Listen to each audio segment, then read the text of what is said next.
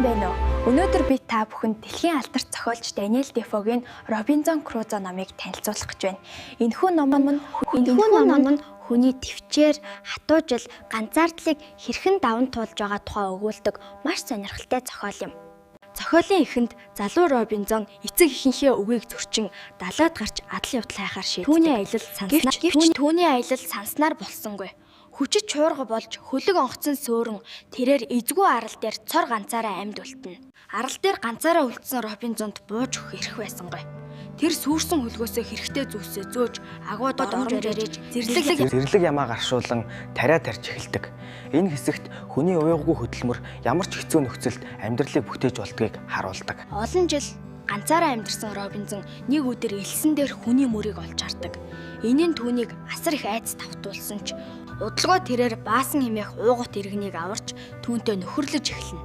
Тэд хамтдаа арлын амьдралыг илүү сонирхолтой болгодог. Зохиолын төгсгөлд Робинзон Крузо 28 жилийн дараа арлын ойролцоо ирсэн англи хөлгөн онгоцны ахмадад тусалж эх орондоо буцах боломжтой бол. Тэрээр асар их туршлага, төвчээр амьдралын үн цэнийг ойлгосон хүн болон буцаж ирдэг юм.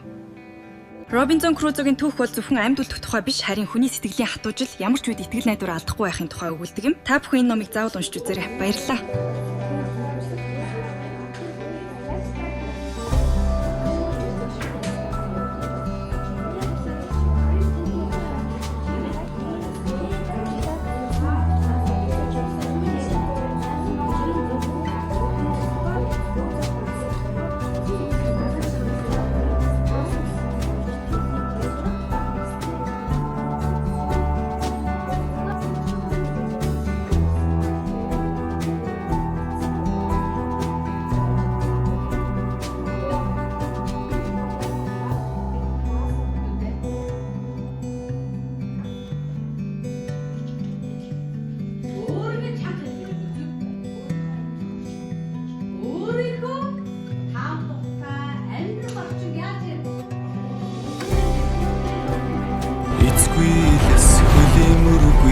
Далай намайг ухтан нарны илч давсны амт салхи эсгэрээ ганцаардал нөмөрсөнч сэтгэл минь улам хүчтэй энэ байгальтай хамт би амьдарсаар байна.